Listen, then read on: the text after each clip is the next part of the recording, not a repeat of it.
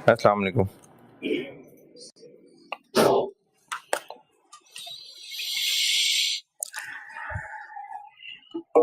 दुरूद शरीफ पढ़ने।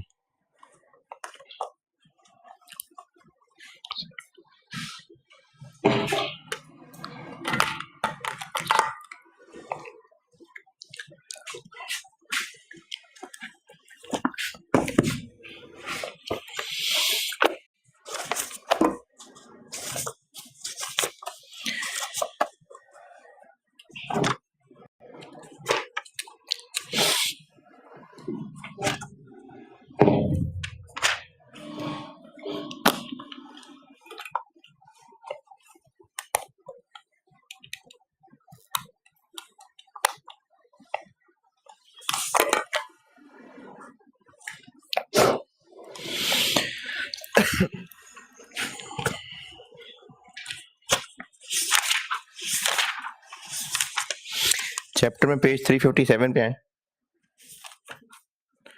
यानी आखिर में बिल्कुल प्रैक्टिस क्वेश्चन से जस्ट पहले।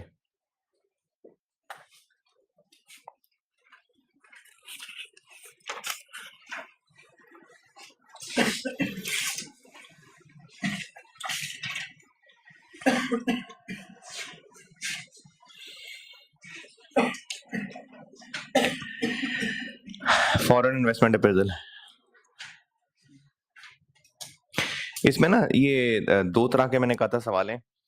एक ये है कि जिसमें जैसे जैसे प्रोजेक्ट कैश फ्लोस कमाएगा वो वैसे ही नीचे नीचे गिरते जाएंगे, और एक ये है कि प्रोजेक्ट जो पैसे कमा रहा है वो सारे के सारे पैसे एज इट इज पाकिस्तान नहीं पहुंच रहे। तो इसमें हमने एनपीवी किन कैश फ्लोस की निकालनी होती है, जो पाकिस्तान आ रहे हैं या जो प्रोजेक्ट कमा रहा है। जो कल सवाल किया था परसों तरसों, जो प्रोजेक्ट कमा रहा है उनकी एनपीवी निकालनी है। तो कल जो बोर्ड पे सवाल किया था उसमें प्रोजेक्ट जितने कैश फ्लोस कमा रहा था वो सारे पाकिस्तान पहुंच रहे थे, तो हम प्रोजेक्ट के कैश फ्लोस निकाल रहे थे, वही सीधे नीचे फिर पाकिस्तान आ जाते थे। लेकिन अगर प्रोजेक्ट जो जो जैसे जैसे कमा रहा होगा वो सब पाकिस्तान नहीं पहुंच रहा, कोई गवर्नमेंट ने कहा है कि नहीं आप इतने नहीं इतने पैसे भेज सकते हैं या आप सिर्फ डिविडेंड भेज सकते हैं, तो फिर कैश फ्लोस तो वो हैं जो पाकिस्तान पहुंच रहे हैं, उनकी एनपीवी निकालनी है। प्रोजेक्ट का क्या कैलकुलेट करना है? प्रोजेक्ट का वो कैलकुलेट करना है जितने पैसे पाकिस्तान भेजने। नहीं समझा सका। अगर प्रोजेक्ट के कैश फ्लोज निकाले ना, और सारे के सारे कैश फ्लोज जैसे जैसे प्रोजेक्ट कमाएगा वही सारे कैश फ्लोज पाकिस्तान पहुंचेंगे, तो फिर हमें प्रोजेक्ट के कैश फ्लोज निकालने हैं। लेकिन अगर सवाल में कहा हुआ है कि नहीं प्रोजेक्ट जितना कमाएगा वो सारे पैसे नहीं भेजने, बस पहले साल इतना डिविडेंड, दूसरे साल इतना डिविडेंड, तीसरे साल इतना डिविडेंड, ये है जो पाकिस्तान भेजना है, तो फिर पाकिस्तान कैश फ्लोस जो पहुंच रहे होंगे वो प्रोजेक्ट वाले कैश फ्लोस पहुंच रहे होंगे कि डिविडेंड पहुंच रहा होगा। तो फिर हमें प्रोजेक्ट कैश फ्लोस नहीं निकालने होंगे, फिर हमें वो डिविडेंड निकालना होगा। यानी हमने एनपीवी उन कैश फ्लोस की निकालनी है जो पाकिस्तान पहुंच रहे हैं।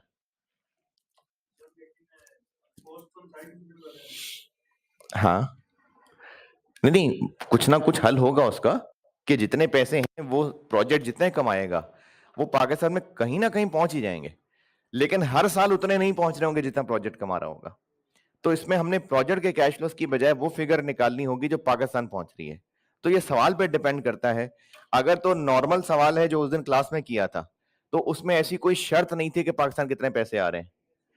लेकिन अगर कोई इस तरह की शर्त लग गई तो इसको मैं दूसरी तरह का सवाल कह रहा हूं। तो ये दो केसेस मैंने बना के 8.1 और 8.2 यही बातें लिखी हुई हैं। अभी जिस वजह से पेज खोला है, एंड पे एक डब्बा बना हुआ, वो डब्बा देखिए। इसकी वजह तो मुझे नहीं पता, सारे फार्मूले तो डराइव नहीं किए हुए, लेकिन जो दूसरे मुल्क में पैसा इन्वेस्ट करना है, तो पैसा जिन लोगों ने दिया है उनको दो तरह की टेंशन है। एक प्रोजेक्ट में पैसा लगाने की टेंशन तो है, दूसरी मजीद टेंशन क्या है कि जिस मुल्क में पैसा लगा रहे हैं उस मुल्क के हालात हो सकता है ठीक ना हो।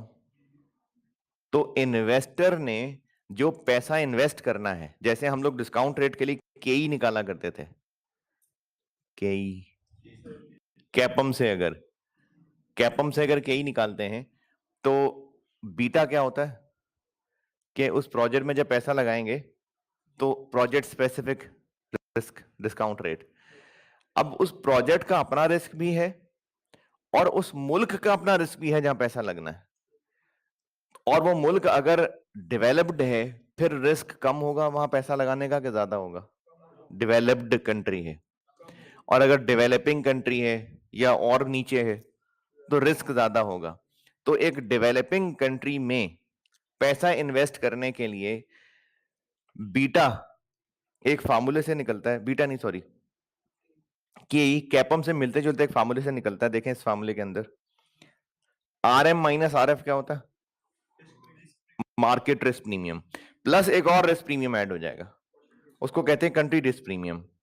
ये बुजुर्गों ने एक फार्मूला बनाया हुआ है उसका, ये फार्मूला देख लें कंट्री रिस्क प्रीमियम का। Sovereign yield spread, sovereign yield spread क्या होती है ये इसी के नीचे लिखा हुआ है। सॉवरेन यील्ड स्प्रेड होती है कि जिस मुल्क में हम जा रहे हैं उस मुल्क के गवर्नमेंट के बॉन्ड्स कितना रिटर्न दे रहे हैं, माइनस किसी अच्छे मुल्क में गवर्नमेंट बॉन्ड होते तो क्या रिटर्न दे रहे होते। इनका डिफरेंस सॉवरेन यील्ड स्प्रेड है, इनटू न्यूमरेटर में क्या है, ये क्या चीज लगती है? Annualised standard deviation of equity index of developing country. जिस मुल्क में हम जा रहे हैं उस मुल्क में जो मार्केट पोर्टफोलियो है, इक्विटी इंडेक्स तब मार्केट पोर्टफोलियो, उस मार्केट पोर्टफोलियो की स्टैंडर्ड डेविएशन क्या है? Annualised standard deviation of equity index यानी market portfolio of developing country. Denominator में क्या है? डिनोमिनेटर में यह है कि कोई डेवलप्ड मुल्क हो उसकी करेंसी में, यानी डॉलर है अगर, उसकी करेंसी में जो डिवेंचर इशू हुए होते हैं, जो बॉन्ड इशू हुए होते हैं, उनमें क्या स्टैंडर्ड डेविएशन है? Annualised standard deviation of sovereign bond market in terms of developed market currency. बाकी फिर अब ये सवाल में इस्तेमाल करेंगे डाटा तो नंबर्स के साथ इसकी प्रैक्टिस आ जाएगी। तो ये कंट्री रिस्क प्रीमियम है, ये एक एडिशनल उस फार्मूले में डालना पड़ता है उस ब्रैकेट में जिससे बीटा ने मल्टीप्लाई होके के ई निकालना है। सवाल में लगना है कि नहीं लगना ये सारे अजीब अजीब नाम देख के पता चल जाएगा। चलिए एक सवाल इसका करा देता हूं। Question number 15, Modrex company Pakistan limited, दिसंबर 17।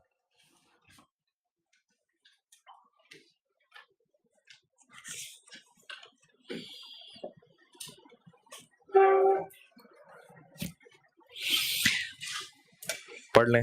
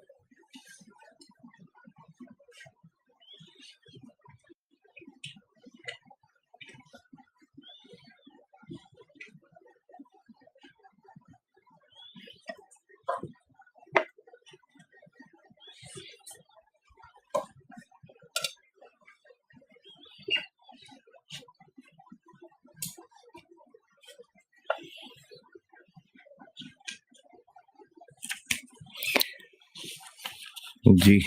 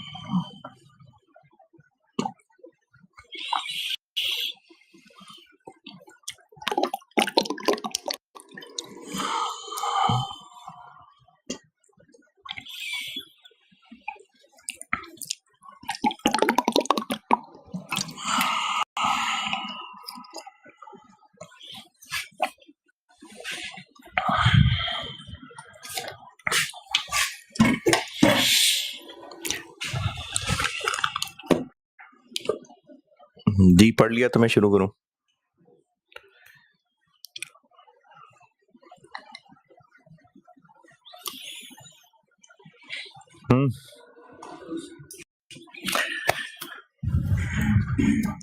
जाग रहे हैं?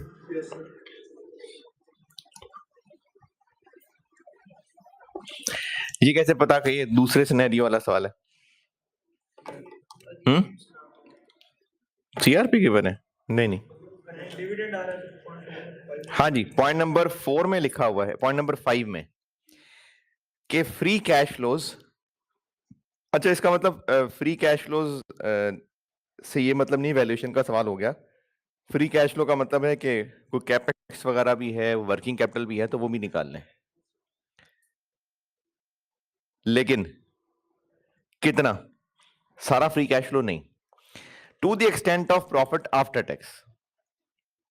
इन अदर वर्ड्स आप कह रहे हैं, वो कह रहे हैं जी पैट, जितना पैट कमा रहे हैं उतने पैसे हर साल बाहर से आया करेंगे।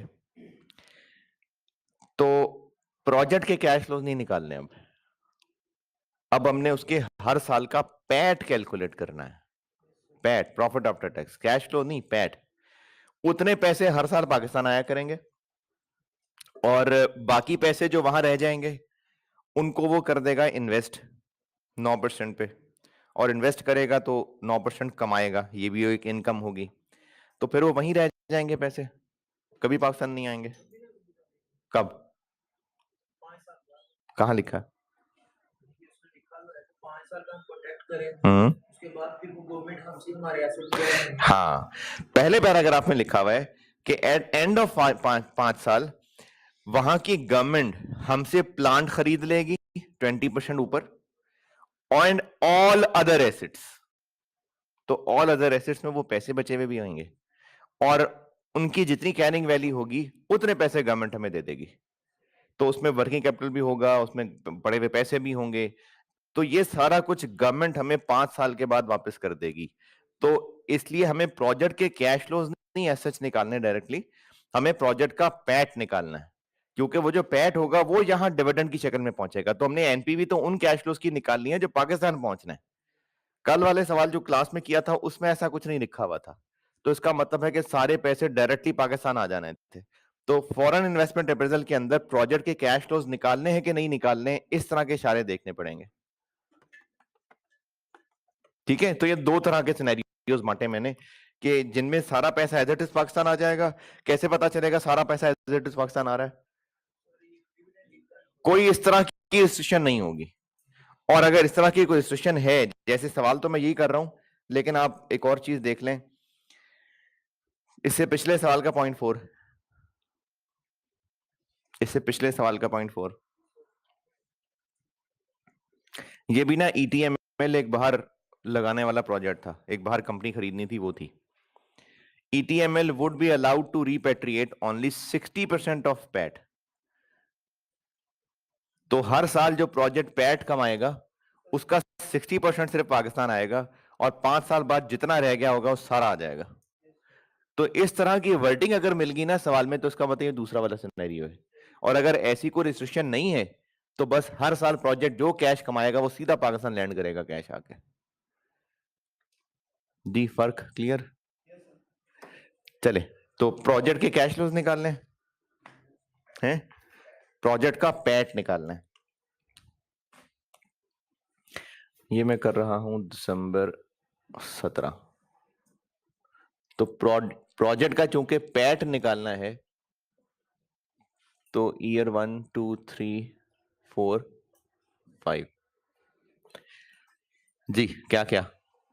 अच्छा मैंने ना इसमें ये अमेंड किया हुआ है कि इसमें वर्किंग कैपिटल के बारे में कुछ नहीं कहा था, लेकिन उसने सॉल्यूशन के अंदर क्वांटिटी चेंज भी ले ली थी और इन्फ्लेशन चेंज भी एडजस्ट कर लिया था खुद ब खुद। तो जबरदस्ती का काम था ये, लेकिन मैंने फिर सवाल के अंदर अमेंडमेंट करके लाइन लिख दी पॉइंट नंबर 3 के अंदर। और आपको ये नसीहत है आइंदा कि वर्किंग कैपिटल का बैलेंस निकालना हो तो उसकी अजम्पशन जरूर दे देना। ये मैंने पहले इन्वेस्टमेंट अप्रेजल में भी पढ़ाया था कि working capital, PP, residual value, इसको इन्फ्लेट करना है कि नहीं करना है, इसका नोट जरूर दे देना। तो इसमें वर्किंग कैपिटल के बारे में ये मैंने लाइन खुद लिखी हुई है, पॉइंट नंबर 3 का लास्ट सेंटेंस। असल सवाल में लाइन नहीं लिखी हुई थी, लेकिन फिर भी सोल्यूशन में उन्होंने क्वांटिटी चेंज भी लिया हुआ था और इन्फ्लेशन भी ली हुई थी। चलो इन्फ्लेशन लेनी तो समझ आती है, बिला वजह क्वांटिटी चेंज लेनी नहीं बनती थी। तो सेल्स पैट में क्या क्या चीजें? अच्छा यूनिट्स बता दिए तो यूनिट्स लिख लेते हैं, बाद में फिर मल्टीप्लाई करना होगा। तो units last year into 1.03। Year 1 में कितने यूनिट्स बेच लेंगे? और ये यूनिट्स जो हैं ये मिलियन, बिलियन, रुपीज, मिलियन में लिख लेता हूं क्योंकि आगे फिर वो रुपीज मल्टीप्लाई होंगे ना, रुपीज नहीं एफडी, तो वो फिर एफडी मिलियन में आ जाएंगे फिर। तो ईयर 1 के हो गए 3000, 3 बिलियन है ना, तो मैंने उसको मिलियन में लिख लिया ताकि आगे अमाउंट भी फिर मैं मिलियन में निकाल लूं। तो 3 बिलियन हो गए ईयर 1 के, उसके बाद इसको 3% बढ़ाते जाएं।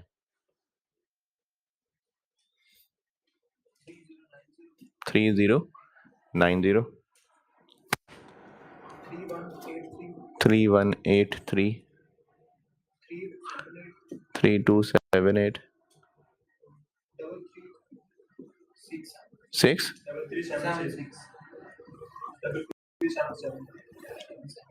77। अब आते हैं एफडी मिलियन में। पैट निकालना है, पैट। तो नंबर 1 डन, नंबर 2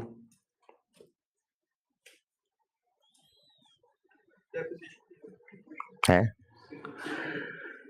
डेप्रिसिएशन नहीं दी हुई, earning before tax and depreciation, यानी पीबीटी है लेकिन पीबीटी एंड डेप्रिसिएशन है। तो इसको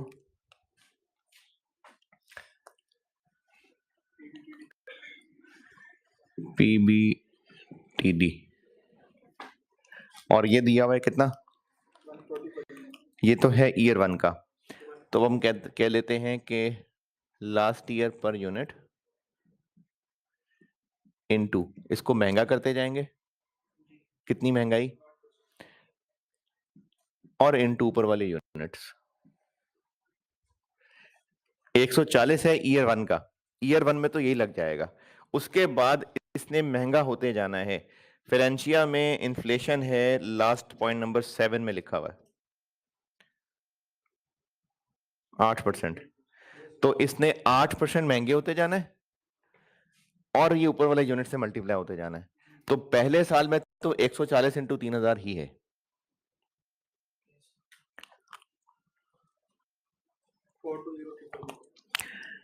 फोर टू जीरो, उसके बाद 140 को इन्फ्लेट करते जाएं और फिर ऊपर वाले यूनिट से मल्टीप्लाई करें। 467208, 140 दो दफा इन्फ्लेट, यूनिट से मल्टीप्लाई, 519771। 140 को 3 दफा इन्फ्लेट, इससे मल्टीप्लाई,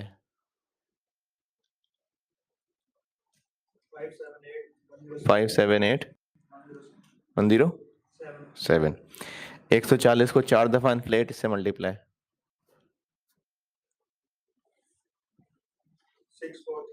643212।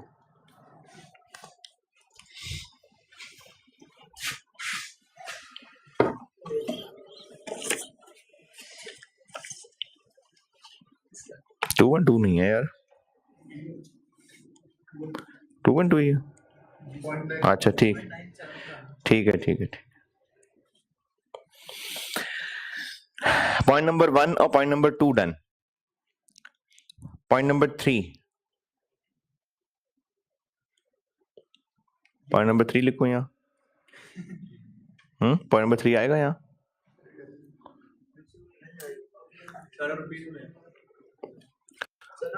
रुपीज में है, हम पैट निकाल रहे हैं तो उसमें वर्किंग कैपिटल थोड़ी लिखेंगे।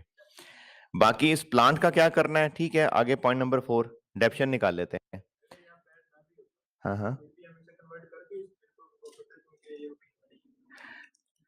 हाँ ठीक है, मतलब आप इसको कन्वर्ट करके भी कर सकते थे, सही है। एंड पे भी कर सकते थे क्योंकि इन पे टैक्स वैक्स तो लगना नहीं है। तो point number 3 in any case and पे कर सकते थे। पॉइंट नंबर 4 डेप्रिसिएशन निकाल लेते हैं क्योंकि ये बिफोर डेप्रिसिएशन है ना।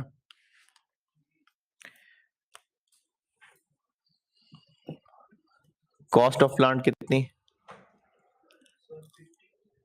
नहीं,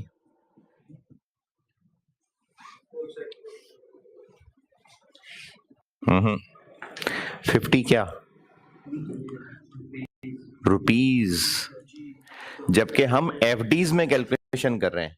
तो प्लांट जब वहां पहुंचेगा और वहां पर फिर वो डेप्रिशिएट होगा तो फिर उसको एफडी में लेके जाए ना।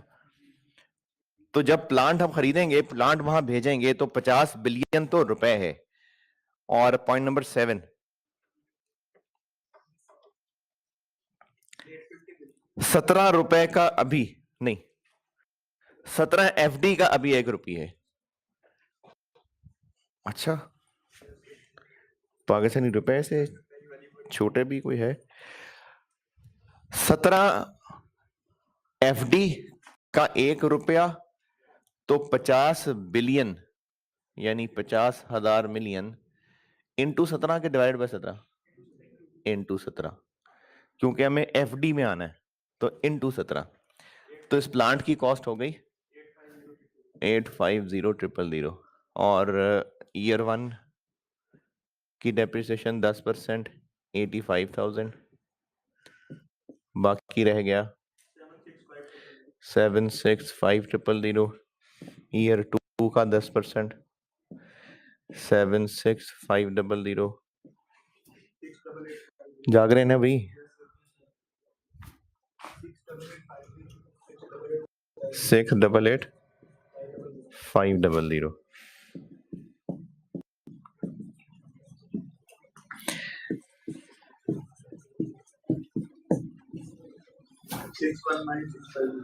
सिक्स 19650।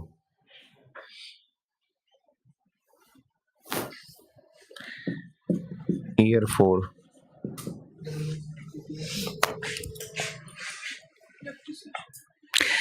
61965। कितना रह गया? 557685। पांचवी डेप्रिसिएशन 55769 50191। चलो जी 6 कर लें।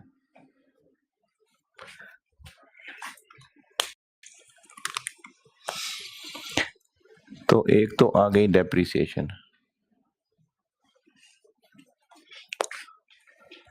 $85,000,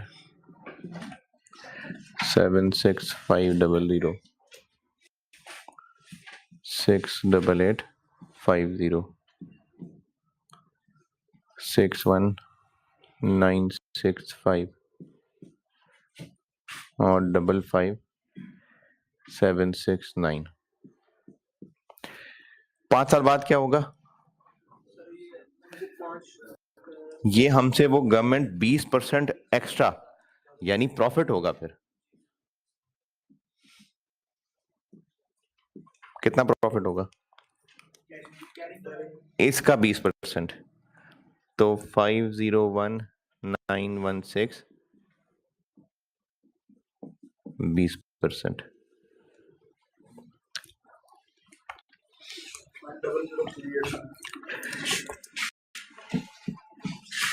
100 इतना प्रॉफिट ऑन डिस्पोजल होगा। रेहान जाग रहा है ना यार?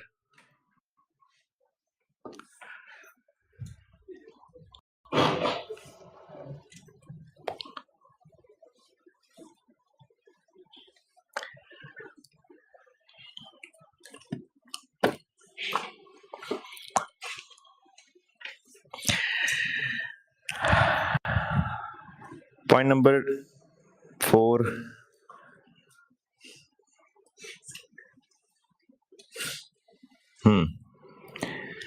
और कोई इनकम और एक्सपेंस?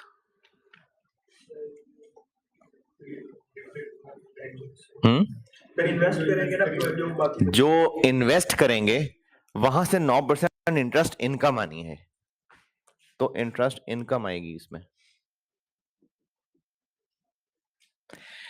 लेकिन ईयर 1 में बहरहाल ये नहीं आएगी। क्यों? साल एंड होगा, उसमें से पैट निकाल के पैसे बांटेंगे, फिर जो बचेगा वो पैसा इन्वेस्ट करेंगे, तो पहले साल में तो इंटरेस्ट इनकम नहीं होगी। अगले ईयर्स में कितनी होगी वो अभी नहीं निकाल सकते। हर साल के कैश का बैलेंस बचता जाएगा, फिर वो इन्वेस्ट करेंगे, फिर वो कमाएंगे, फिर वहां से इस साल की इनकम आएगी, फिर अगले साल का बैलेंस निकलेगा, उस पर इनकम कमाएंगे, फिर इस साल की इनकम आएगी। तो इस लाइन को छोड़ देते हैं। उसके अलावा ये क्या बना? 3,335,000। अगले ईयर्स का पैट नहीं, पीबीटी नहीं निकाल सकता अभी। टैक्स कितना होगा वहां? 25%।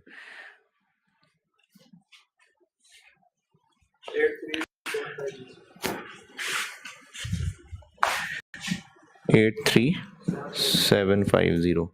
तो ईयर 1 का पैट आ गया 251,250।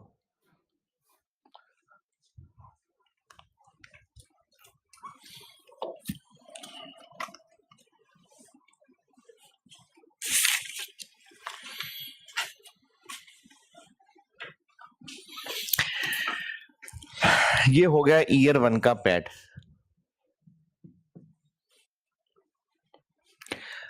और पाकिस्तान कितना कैश पहुंचेगा? यही,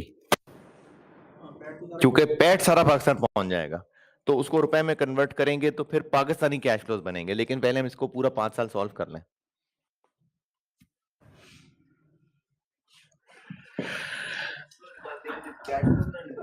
अब कैश फ्लो बनाना पड़ेगा। 1 2 3 4 5 कैश फ्लो इसलिए बनाना पड़ेगा क्योंकि कितना पैसा बच जाएगा उसके ऊपर तो इंटरेस्ट निकलेगा। कैश फ्लो में क्या क्या आएगा? जैसे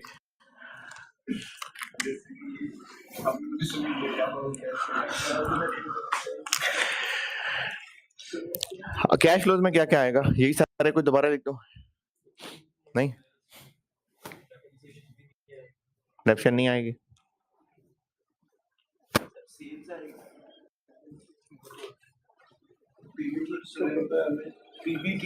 लिख सकते हैं। अच्छा देखें, ये जो पैट है फर्ज करते हैं ये सब कैश इनकम कैश एक्सपेंसेस हैं, तो फिर नेट कैश इतना ही आएगा ना, इतना ही नेट कैश आएगा और वो आते ही चला जाएगा। किधर चला जाएगा? फर्ज करते हैं अगर सारा कुछ कैश एक्सपेंस कैश इनकम है, अगर है तो ईयर 1 में नेट कैश इतना आएगा ना, इतना प्रोजेक्ट नेट कैश कमाएगा और इतना फॉरेन पाकिस्तान भेज देंगे, तो नेट जीरो, क्योंकि ये तो फिर इन्वेस्ट ही नहीं हो सकेगा, तो ये तो यहां नहीं लिखेंगे फिर। लेकिन क्या वाकई सारे कैश एक्सपेंसेस कैश इनकम्स हैं? नहीं, ये नहीं है। तो हो ये रहा होगा, इन फिगर से नहीं, वैसे एक फिगर बता रहा हूं कि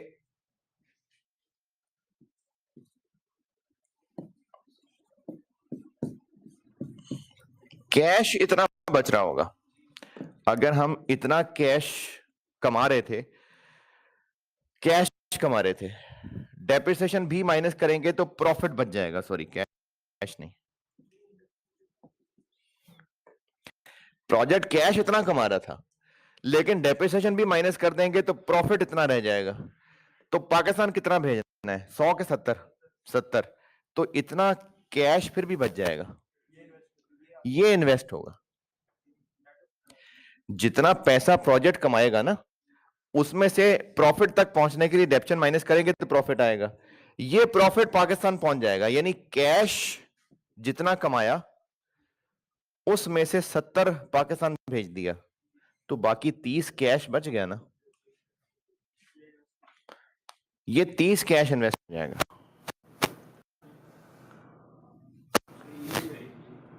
30 वाला पॉइंट ओके। जितना प्रोजेक्ट कैश कमाएगा वो और प्रॉफिट डेप्रिसिएशन का फर्क है, तो इसमें से मैंने डेप्शन लेस की, प्रॉफिट आ गया। अब मैं इसको छोड़ के वापस यहां आ गया, बिजनेस ने इतना कैश कमाया, इसमें से इतना कैश पाकिस्तान भेज दिया, तो बाकी कैश बच गया इसके पास, यानी डेप्रिसिएशन की अमाउंट है, ये कैश बचा करेगा और ये इन्वेस्ट हुआ करेगा।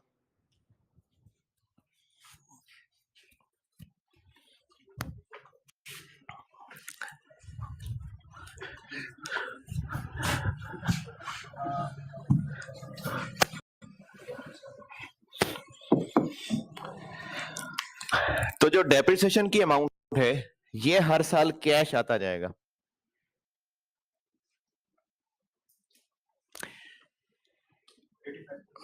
$85,000, 76500, 68850, 619, 650, 65,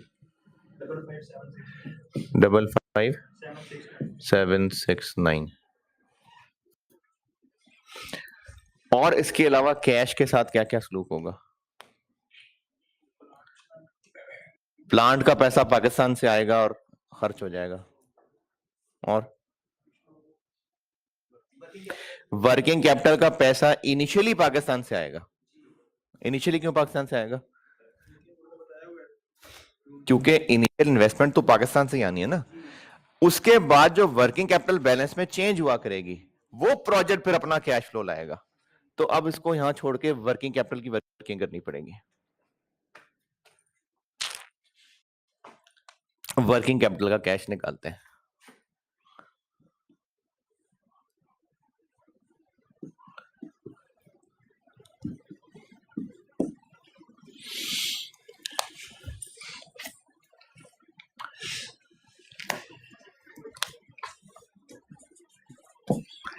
वर्किंग कैपिटल का बैलेंस इनिशियली कितना चाहिए? 2 बिलियन रुपए। उस 2 बिलियन को एफडी में ले जाएं। 2 बिलियन है, 2000 मिलियन हो गए, लेकिन रुपए उनको 17 से मल्टीप्लाई कर लें जी, 34,000। अब इस 34,000 के अंदर क्वांटिटी चेंज भी डालना है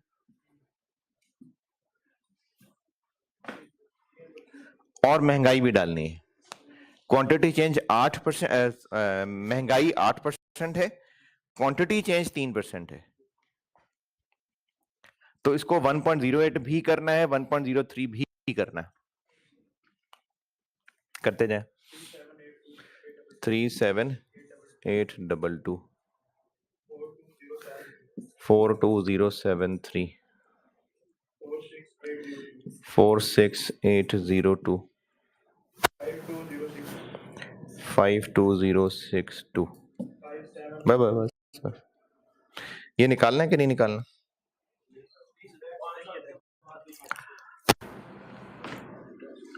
चेंज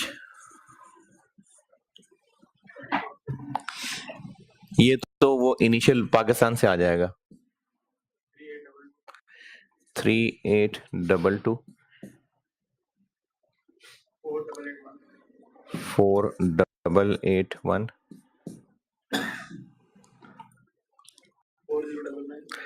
4099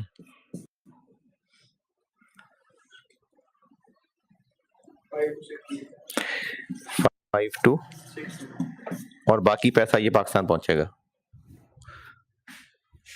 जब एंड के ऊपर ये बैलेंस रिकवर होगा तो वो फिर सारा पाकिस्तान।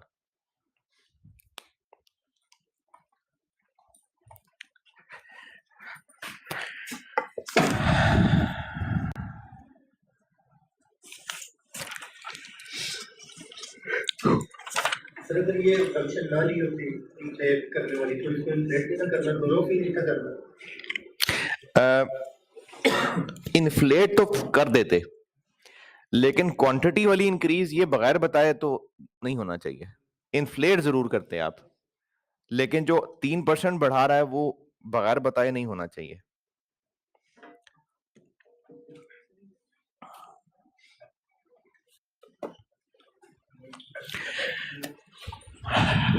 तो आखिर में ये सारा हो जाएगा रिकवर। इसको पैसों के साथ ही रिकवर करके पाकिस्तान ले जाएं या अलग से ले जाएं, एक ही बात है। तो ईयर 1 में इतना प्रोजेक्ट पैसा वर्किंग कैपिटल में लगाएगा 4881 4099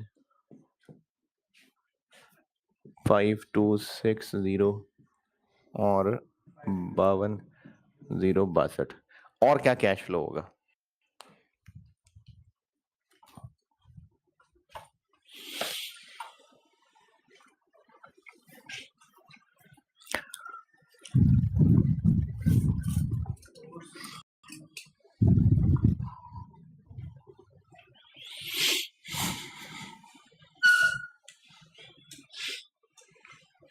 जी वही तो निकालने लगे हैं। ठीक है चलें, बस ये कैश फ्लो होगा।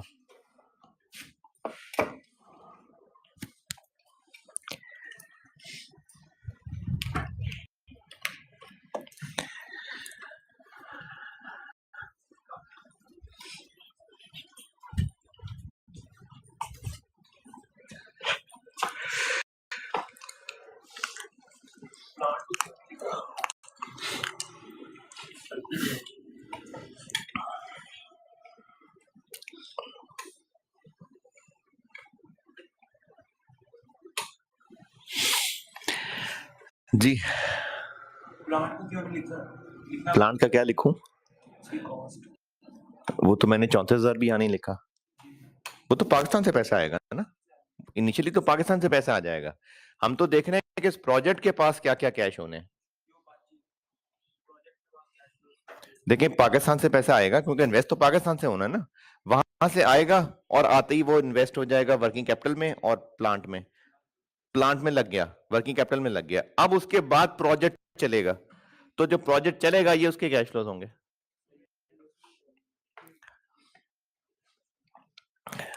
उसके अलावा इंटरेस्ट इनकम होगी, उसको अलग से लिखूं उसमें?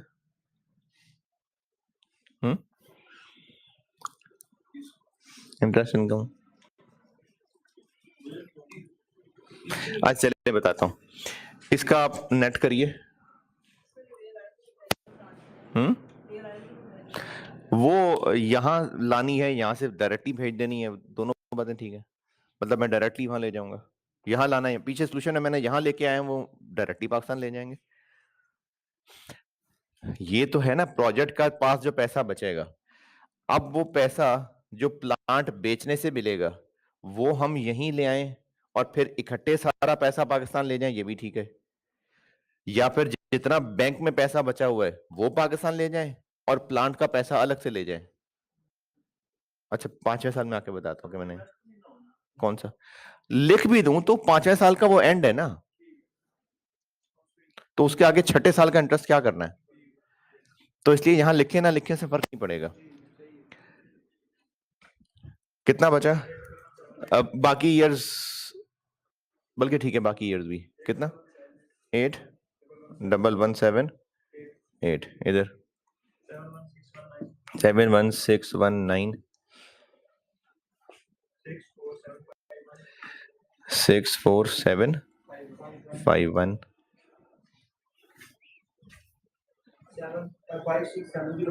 56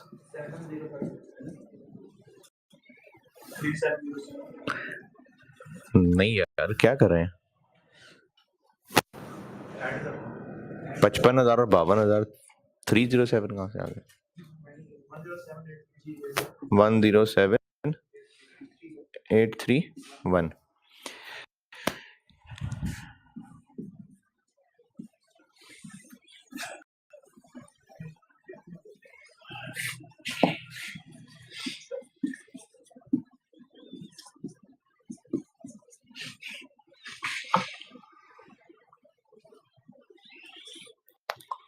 अब ये तो पाकिस्तान नहीं भेज रहे ना, ये तो पैसा यहीं रह गया, ये अगले साल बीडे हो गया।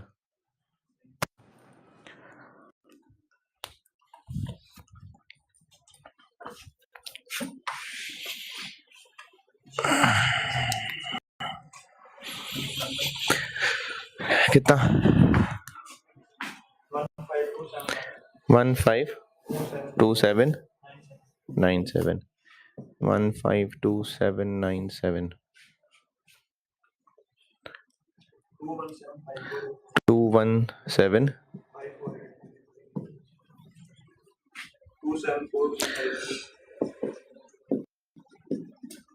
27253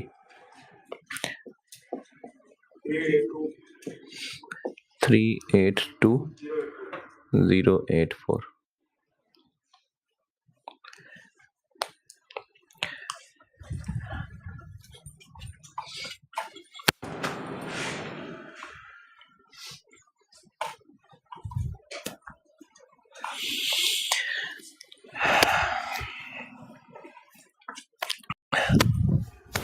इंटरेस्ट इनकम कितनी 9%। तो वो इंटरेस्ट इनकम किस पे करूं कैलकुलेट,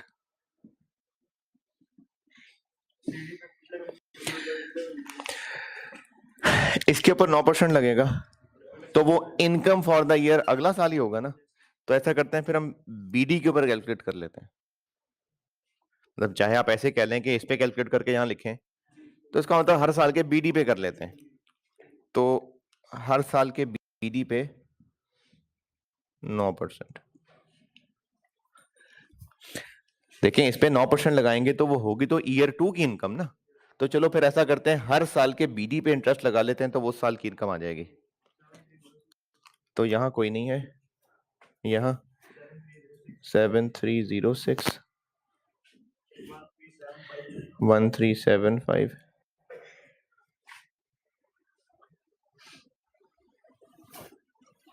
ये क्या हुआ है 1375 है, क्या कह रहे हैं आप। हाँ हाँ बिल्कुल, इसके ऊपर लगेगा वो किस साल की इनकम होंगे। तो फिर आप इसके ऊपर लगाने की बजाय इसके ऊपर लगा लेना तो उसी साल की इनकम बन जाएगी। इसके ऊपर इनकम रेट लगा के यहां लिख लें या इसके ऊपर लगा के यहीं लिख लें, तीसरे साल की चौथे साल की इस पे लगाना है बीडी पे 19579 बीडी पे 24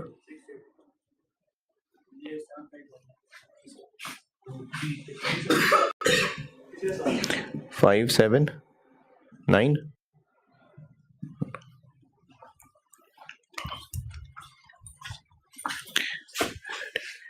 ठीक है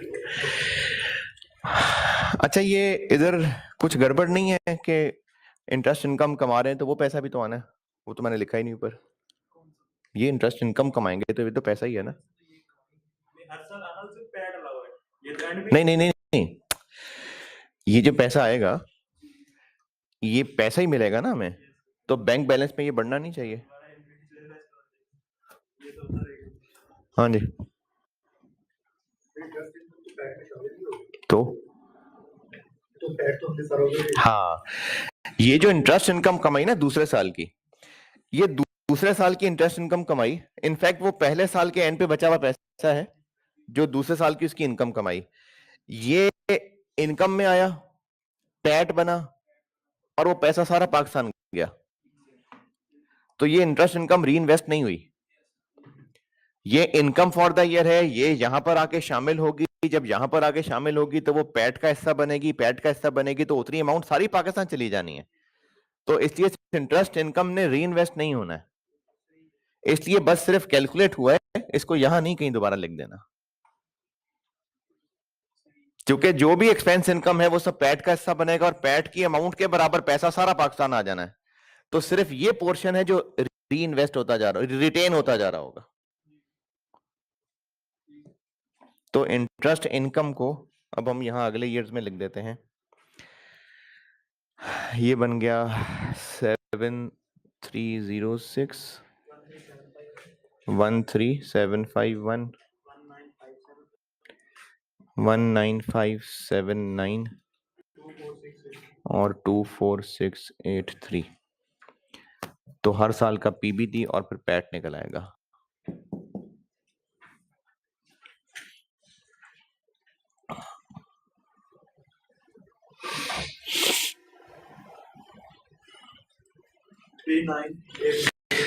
थ्री नाइन एट 0 1 1 4।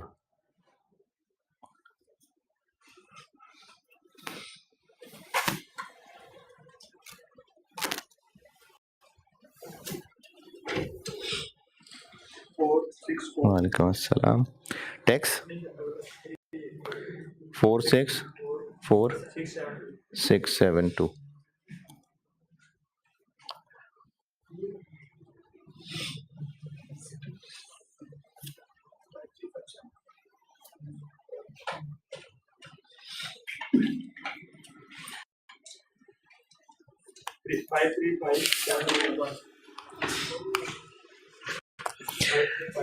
535721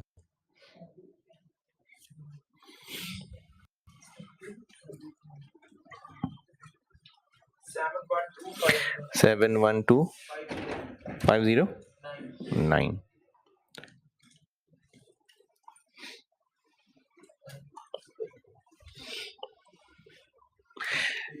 25% टैक्स लगाते जाए। 99503 नेट ही कर दें, चले यही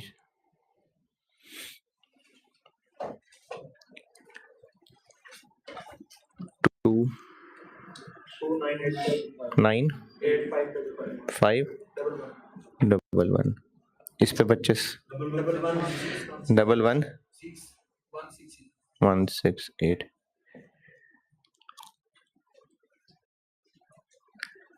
3 5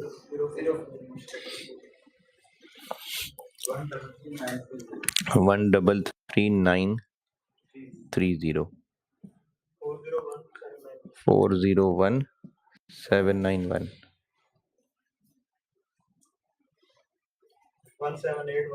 178 127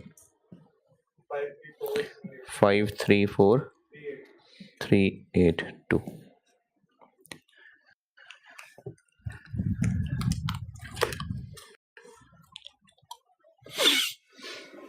ये सारा बोलना यार रोक रोक के कर लो कवर, फिर मिटाना है।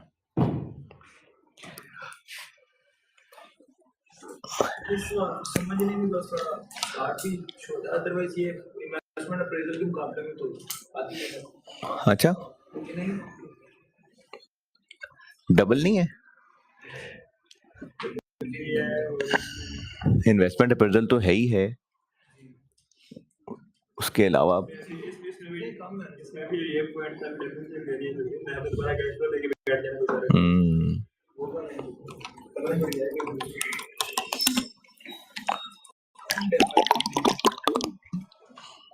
कॉन्फिडेंस से भी नहीं करता कॉन्फिडेंस बड़ी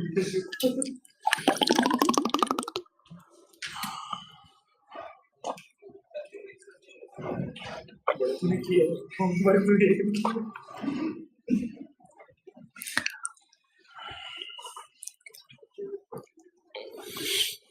एएफसी कैप किया था मेरे दौर में भी और मुझसे सीनियर्स भी सी कैप की क्लासेस सुबह होती थी हैं? ज्यादा बेहतर का पता नहीं, भला ट्रेंड ही यही था उस वक्त, सर्दियां हो चाहे गर्मियां हो सुबह क्लास लिया है तो ठीक है मतलब बस और ऑप्शन में गुजारने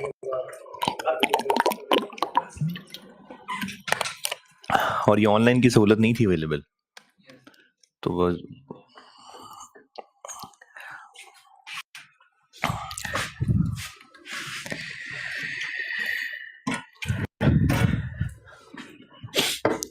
सर्दियों में सुबह सुबह अंधेरे में बाइक पे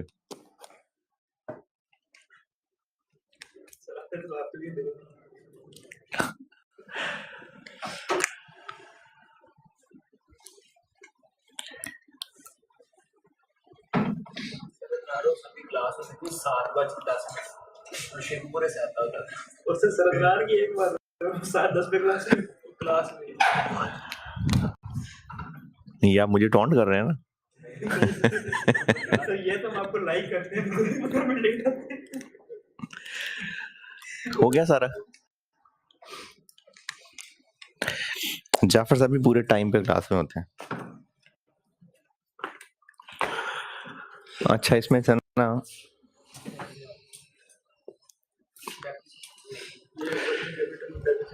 ठीक है मिटा दें सारा बस आप लोगों ने कर लिया ना।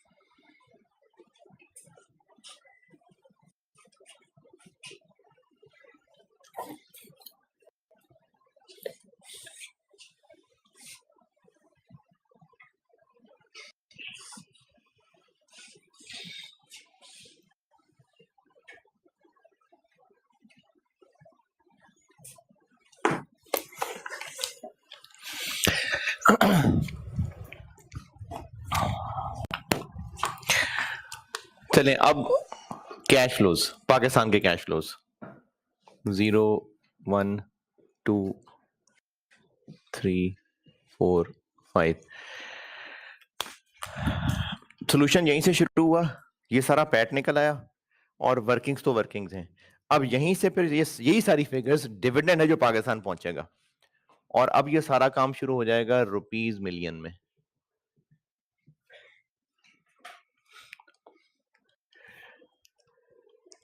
लेकिन इधर ही चलें, वर्किंग कितनी कर ली थी, 2 3, वर्किंग 4,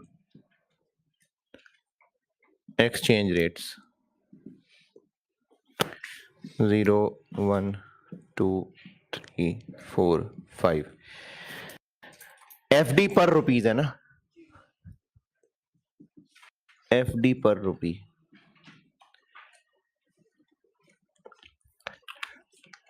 अभी का तो दिया हुआ 17, अगले ईयर से कैसे निकालें, वही परचेजिंग पावर पैरिटी लगा के। तो लास्ट ईयर का रेट इनटू ऊपर क्या है एफडी, तो ऊपर एफडी का इन्फ्लेशन, नीचे पाकिस्तान का इन्फ्लेशन।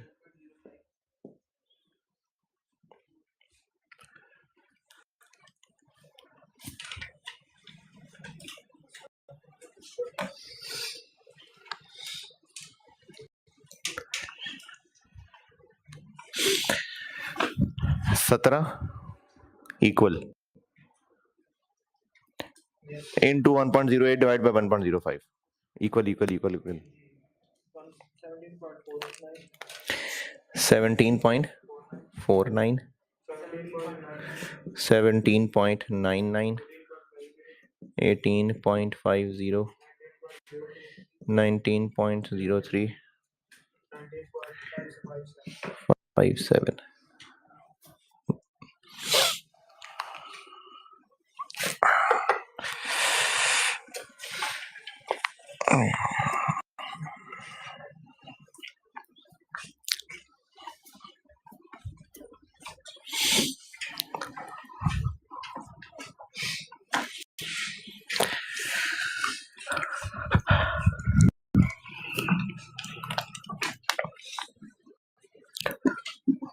डिविडेंड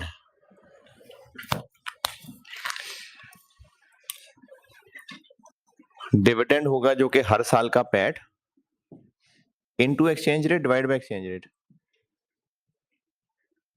डिवाइडेड बाय ना एफडी पर रुपीज नीचे, तो हमने रुपीज में आना है तो डिवाइड, तो हर पैट को उसके एक्सचेंज रेट से डिवाइड करते जाए।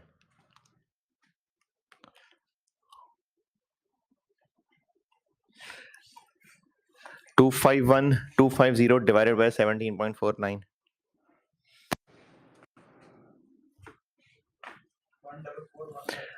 144 नहीं यार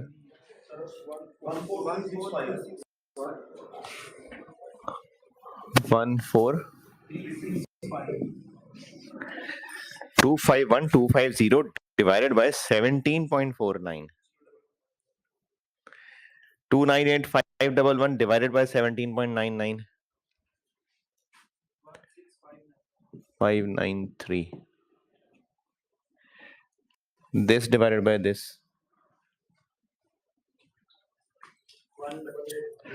18838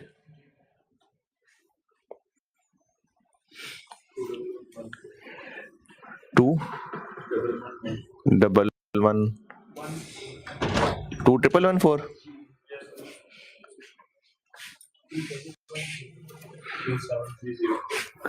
204 ये डिविडेंड पाकिस्तान आ गया।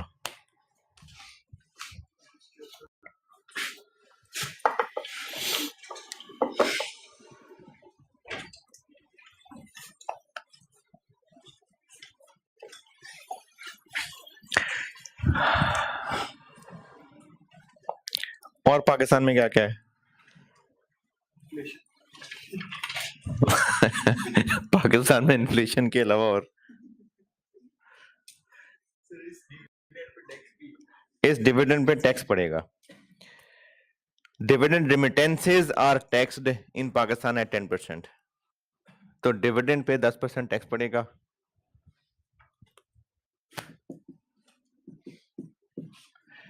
$1,437 $1,659 $1,884 $2,111 $2,731 और पाकिस्तान में क्या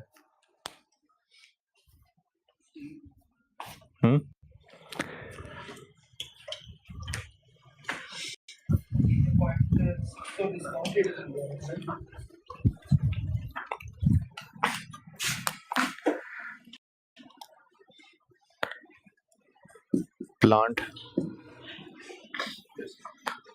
50,000 वर्किंग कैपिटल 2000। और पाकिस्तान में क्या होगा? 5 साल बाद जितना पैसा वहां है वो भी ले आएंगे और प्लांट के पैसे भी यहां पहुंच जाएंगे।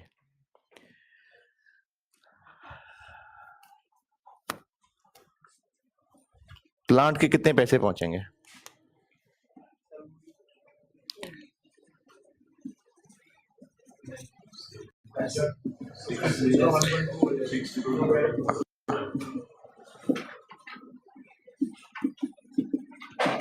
अच्छा, पहले अदर्स बताता हूं। वो जो कैश बैंक का बैलेंस बनाया हुआ था, उसमें जो बैंक बचा हुआ था वो, और वर्किंग कैपिटल के भी पैसे आ गए थे उसमें। कितना बैलेंस रह गया था आखिरी साल में? कितना बैलेंस आ रहा था?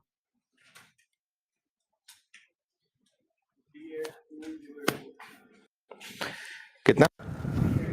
3822। ये आखिरी सीडी था ना, तो इसको पाकिस्तान पहुंचा लेते हैं 19.57।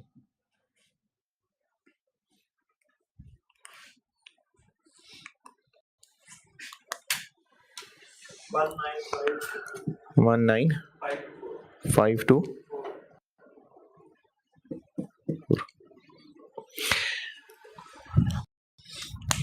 प्लांट के पैसे भी ले आते हैं पाकिस्तान।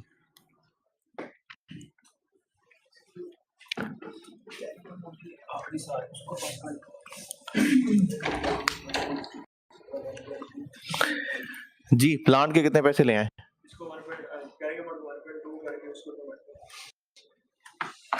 कैरिंग अमाउंट ही ले आऊं या उसको 1.2 कर लूं? हैं? क्यों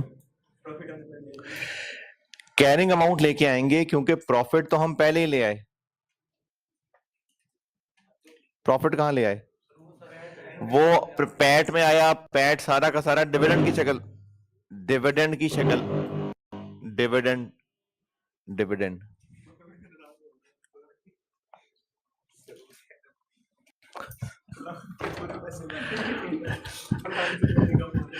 देखें, प्लांट जो है ना वो यकीनन हम महंगा बेचेंगे, लेकिन वो जो महंगा होगा वो प्रॉफिट ऑलरेडी हम यहां लिख चुके। उस प्रॉफिट को हम यहां पर प्रॉफिट की शक्ल में, डिविडेंड की शक्ल में ला चुके। तो अब प्लांट को पूरे पैसे अगर ले आएंगे तो वो डबल डबल काउंट हो जाएगा। तो इसलिए प्लांट बस बुक वैल्यू पे ही ले आते हैं। बुक वैल्यू थी इसकी 501।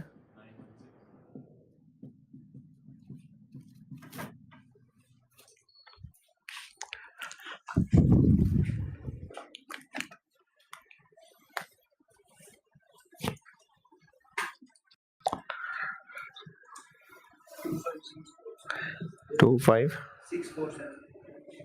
647।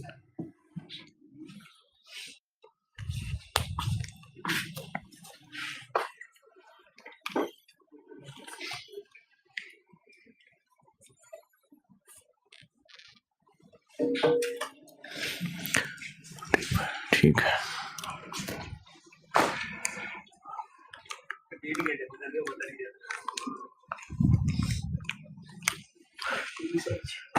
बस ये पाकिस्तानी कैश फ्लो। अब इनकी डिस्काउंटिंग के लिए डिस्काउंट रेट निकालना पड़ेगा। चलें पहले कैश फ्लोस तो निकाले ना। ये हो गया 52, ये हो गया 12928,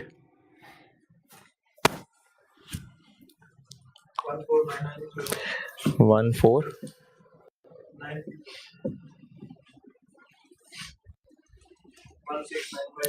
16954, 19003,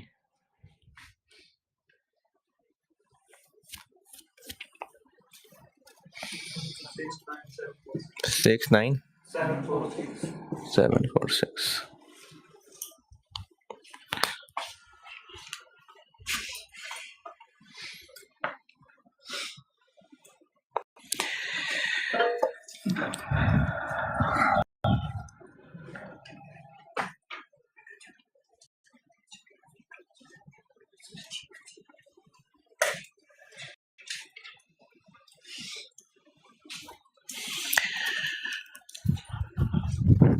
डिस्काउंट रेट,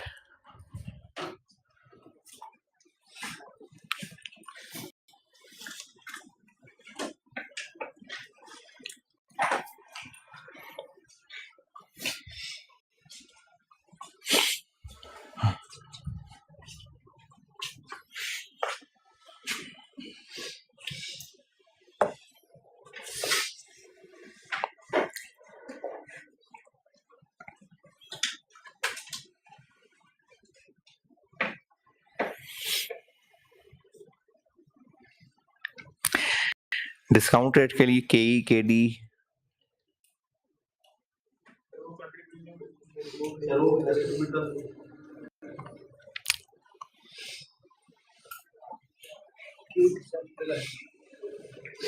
लेकिन जो एसिड बीटा है, हमें तो इक्विटी बीटा चाहिए।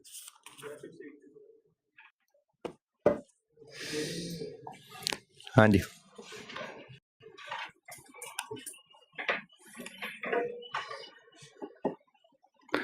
ये तो एसिड बीटा है, इक्विटी बीटा कैसे बनाए?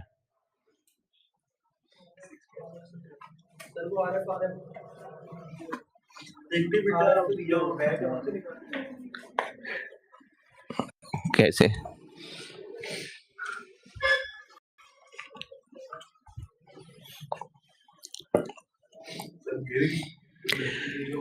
कोई गेयरिंग शेयरिंग है ही नहीं,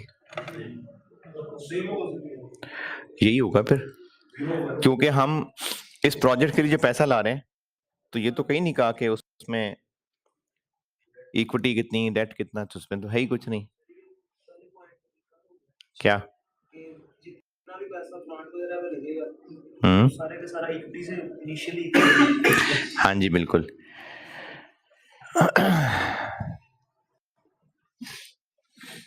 कहाँ लिखा हुआ है वैसे? बिल्कुल तो मैंने कह दिया है। हाँ, पॉइंट 3 में लिखा हुआ है कि जितना पैसा लगेगा वो सब इक्विटी से है, इसलिए एसिड बीटा ही होगा। तो एसिड बीटा है तो उससे क्या ही निकालने? आरएफ आरएम किधर है?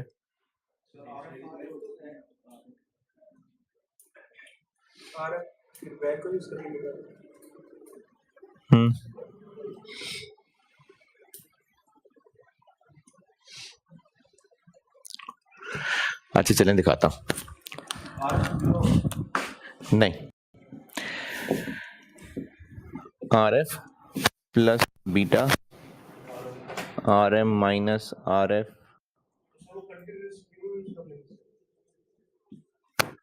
ये है ना? अच्छा मैं ये ब्रैकेट खोल रहा हूं, RF plus beta RM minus RF plus beta into country risk premium, ये ब्रैकेट खोल दिया मैंने। ये 16%।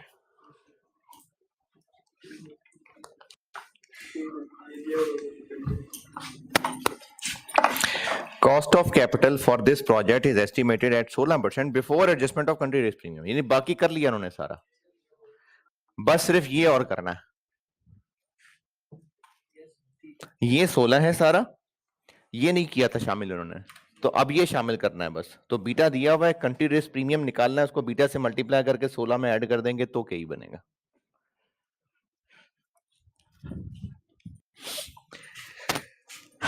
पॉइंट नंबर 6 की पहली पैराग्राफ की अंग्रेजी से मतलब ये समझ आ रहा है? 16% उन्होंने दिया है, लेकिन वो कंट्री रिस्क प्रीमियम की एडजस्टमेंट से पहले पहले, बाकी आरएफ आरएम हो गया वह सारा। ठीक है, कंट्री रिस्क प्रीमियम वो फार्मूला रखें सामने, सॉल्यूशन नहीं, वो फार्मूला, और जरा जोड़ तोड़ करें इस पॉइंट नंबर 6 की अंग्रेजी पढ़ के, देखें क्या क्या चीजें हैं और क्या नहीं है। फार्मूला था इस चैप्टर के आखिरी पेज पे, क्वेश्चन से पहले पहले पेज नंबर पता नहीं कौन सा 357 उस पे फार्मूला देखें, उनकी अंग्रेजी पे गौर करें और पॉइंट नंबर 6 से देखें क्या क्या चीज निकलती है।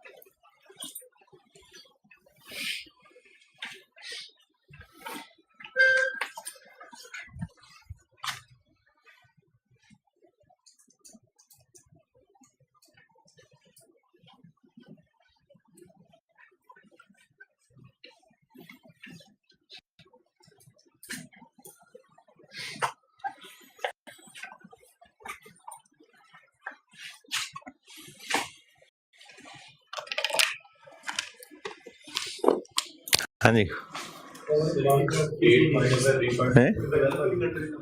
समझ नहीं आया। डेवलप वाली नहीं टीवी। ये जो यूरो बॉन्ड्स होते हैं ना, यूरो बॉन्ड्स कहते हैं कि जिस मुल्क में ये इश्यू हो रहे होते हैं उस मुल्क की करेंसी के नहीं होते, ये किसी और करेंसी के होते। जैसे पाकिस्तान में अगर यूरो डॉलर बॉन्ड इशू होंगे तो उसका मतलब है कि पाकिस्तान में वो हो रहे हैं इशू लेकिन रुपए में नहीं है, इसलिए वो यूरो बॉन्ड है। लेकिन डॉलर में इशू हो रहे हैं तो यूरो डॉलर बॉन्ड है। तो ये जो यूरो बॉन्ड्स दिए हुए हैं ना, इनका मतलब ही यही है कि अगर गवर्नमेंट ऑफ वेलेंसिया किसी और अच्छी करेंसी के, देखें किसी भी मुल्क के अंदर किसी और करेंसी की डिनोमिनेशन में बॉन्ड इशू होंगे, वो यूरो बॉन्ड है। तो वो किसी अच्छी करेंसी में इशू करेंगे या फॉरेन करेंसी में? अच्छी में ही करेंगे ना, तभी लोग इंटरेस्टेड होंगे उसके अंदर, पैसे भी अच्छे मिलेंगे। तो इसलिए ये जो लिखा हुआ ना यूरो बॉन्ड, इससे पता चल रहा है कि इसी मुल्क में अगर किसी अच्छी करेंसी के बॉन्ड इशू होते तो उनकी ये रिटर्न और उनका ये स्टैंडर्ड डेविएशन होती। तो फार्मूला है कि annualise standard deviation of sovereign bond market in terms of developed market currency. तो वो यूरो बॉन्ड की वजह से ये पता चल रहा है। तो सॉवरेन यील्ड स्प्रेड कितना, सॉवरेन यील्ड स्प्रेड कितना है कि ये जो फाइनेंशियल गवर्नमेंट है, इनके बॉन्ड्स में क्या रिटर्न होता है? ये होता है 8%। और इसी तरह के जो ट्रेजरी बॉन्ड्स हैं यूएस के, उनका होता है 3.5%। तो 8 और 3.5 का डिफरेंस ये सॉवरेन यील्ड हो गया। और into numerator annualise standard deviation of equity index यानी मार्केट पोर्टफोलियो फेलेंशिया में। तो फेलेंशिया की जो इक्विटी मार्केट है 0.6 का दूसरा बुलेट पॉइंट, उसका रिटर्न और स्टैंडर्ड डेविएशन दी हुई है, तो हमने वो स्टैंडर्ड डेविएशन लेनी है divided by standard deviation of ये यूरो बॉन्ड्स। तो 8 और 3.5% का डिफरेंस ये बन गया वही सॉवरेन यील्ड स्प्रेड। और आगे मल्टीप्लाई में न्यूमरेटर हो गया फेलेंशिया की इक्विटी मार्केट की स्टैंडर्ड डेविएशन यानी 10%, और डिनोमिनेटर हो गया ये यूरो बॉन्ड्स की स्टैंडर्ड डेविएशन।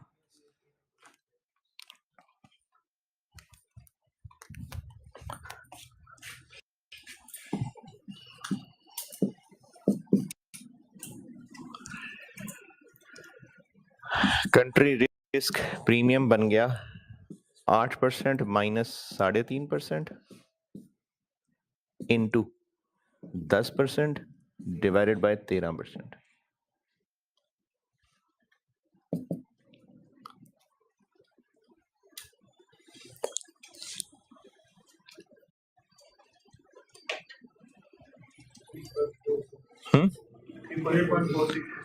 नहीं परसेंट नहीं, रिस्क प्रीमियम, अच्छा ठीक है परसेंट 3.46%। तो beta into country risk premium हो गया, बल्कि बीटा क्या करना है, KE is equal to 16% plus beta कितना 1.2 इंटू 3.46।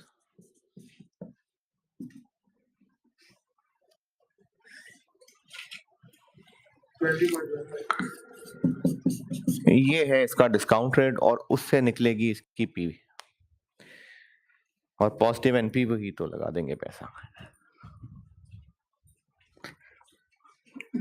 ये था जी 24 नंबर का सवाल।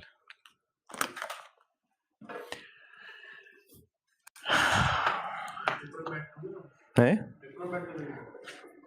नहीं तो देखें 24 नंबर में से ये आखिरी एनपीवी निकालने के थोड़ी 24 नंबर है। जितना जितना हो रहा है हिम्मत नहीं हारनी, बस जितना जितना हो रहा है उतने उतने नंबर लेते जाए। इस सवाल के अंदर मुश्किल चीजें, बल्कि इस सवाल क्या किसी भी सवाल में आप देखेंगे ना, ये जो इन्वेस्टमेंट डिसीजन का सवाल है तो मुश्किल चीजें 2-3 होंगी, चलो 4-5 मुश्किल चीजें होंगी, लेकिन अगर आप सवाल छोड़ देंगे तो वो जो इजीली 7-8 नंबर आ सकते थे वो जाया हो जाएंगे। तो इसलिए सवाल छोड़ना नहीं है, जितना हो रहा है बस हिम्मत करते जाए।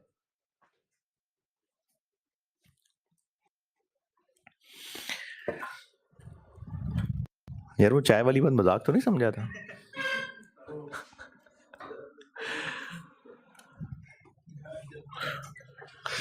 चलें ठीक है, 72 में मिलते हैं।